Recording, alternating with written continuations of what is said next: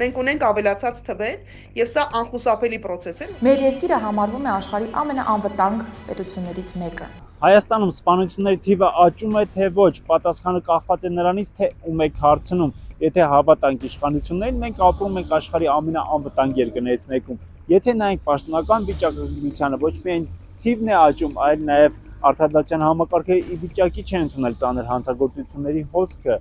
Եվ հենց այս համայնքում օրեր առաջ այդ աճող վիճակագրության հերթական դեպքերից մեկը արձանագրվեց։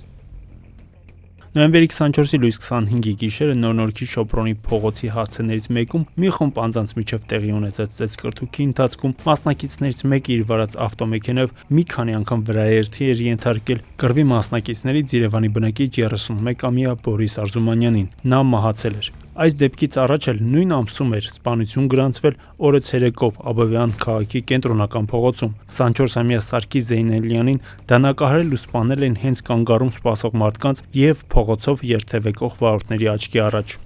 Իսկ երբ պաշտոնյաները այլևս ի վիճակի չեն թաքցնելու տվյալներ, իրանք ստիպված են լինում ներկայացնել։ Իրավապաշտպան Նժար Սամդրական շարժման համահիմնադիր Նինա Կարապետյանցը համոզված է սպանությունների քանակը հստակորեն ավելացել է։ Ըստ նրա, պատերազմից հետո հասարակությունը կորցրել է զգայունությունը, ինչի հետևանքով կենցաղային վեճերը հաճախ ավարտվում են ողբերգությամբ։ Խնդիրը սակայն միայն էմոցիոնալ ֆոնը չէ։ Երբ դու տարիներ շարունակ ատելության խոսքը եւ պառակտումը, խտրական վերաբերմունքը արդարադատության բացակայության ջատագովն ես լինում, որպես իշխանություն դրա դրոշակակիրն ես լինում, հնարավոր չի ունենալ այլ արդյունք, քան այն, ինչ ունենք մենք այսօր։ Ուղղակի հնարավոր չի։ Սա ունի բժշկության մեջ կոչվում է կումուլատիվ հավաքական, այսպես հետևանքներ, հա, երբ որ երկար ժամանակ ինֆորմացիան հավաքվում է, այդ ատելությունը, այդ զգացումը, վերաբերմունքը մարդկային սկսում է կուտակվել ու ստանում է պորտքում։ Գլխավոր դատախազության վիճակագրությունը նույնպես վկայում է աճի մասին։ 2018-ի 35 դեպքի դիմաց 2024-ին գրանցվել է 63 սպանություն, գրեթե կրկնապատկելով ցուցանիշը։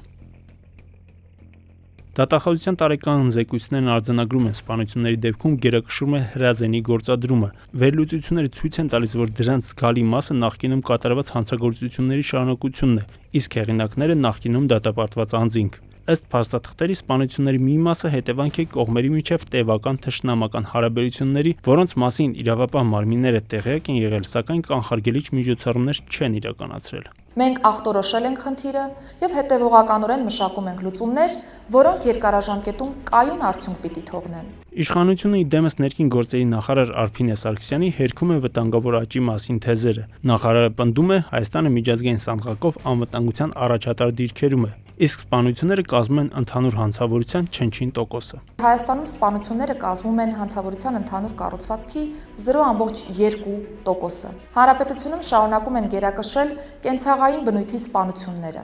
որոնք վերջին տարիների կտրվածքով կտրուկ եւ վտանգավոր աճի տեմպեր չունեն։ Հայաստանը գտնվում է համաշխարհային միջինից էականորեն ավելի լավ մակարդակում։ Ավելին, միջազգային տարբեր կազմակերպությունների, հարթակների կողմից հրապարակվող վարկանիշային գնահատումներով մեր երկիրը համարվում է աշխարհի ամենաանվտանգ պետություններից մեկը։ Մինչ նախարարը խոսում է թվերի նվազման մասին, դատական վիճակագրությունը արձանագրում է կոլապսի մասին։ Եթե 2023-ին նախորդ տարվանից փոխանցված սպանության գործերը ընդամենը 20-ն էին, ապա 2025-ի առաջին կիսամյակում այդ թիվը հասել է 168-ի, այսինքն դատարանները չեն հասցնում դատավճիռ կայացնել եւ գործերը տարեստարի կուտակվում են։ 2025-ի առաջին կիսամյակում ստացվել է եւս 53 գործ։ Արդյունքում դատարաններում կուտակվել է 221-ը, բայց կայացվել է ընդամենը 6 վերդիկտ ու 11 դատավճիռ։ Եվ երբ որ դու չունես արդարադատության համակարգ, որը առողջ, ողջամիտ,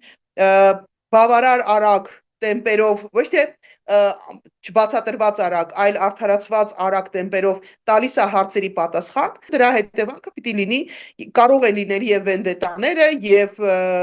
տարբեր այլ բնույթի նոր հանցագործություններ։ Նախարար Սարգսյանը սակայն խնդիրը տեսնում է ոչ թե արդարադատության, այլ սոցիալական դաշտում։ Նա վստահեցնում է, որ պայքարում են պատճառների, այլ ոչ թե հետևանքների դեմ։ Մեր ուսումնասիրությունները ցույց են տալիս, որ ծանր հանցագործություններն ունեն խորը արմատներ։ Դրանց հիմնական պատճառները մեծամասամբ սոցիալական, կրթական եւ առողջապահական բնույթի խնդիրների հետևանք են։ Ուստի կանխարգելման աշխատանքները իրականացնում ենք ոչ թե հետևանքների դեմ պայքարելու, այլ հենց պատճառների հաղթահարման տրամաբանությամբ, ձևավորելով համակարգված երկարաժամկետ կանխարգելիչ քաղաքականություն։ Մինչ գերատեսչությունները վիճում են խնդիրը սոցիալական է թե իրավական, քննչական մարմիններում եւ դատարաններում շարունակում են կուտակվել չբացահայտված սպանությունների թղթապանակները, անորոշության մեջ թողնելով տուժողների հարազատներին եւ հինգ ստեղծելով նոր հանցագործությունների համար։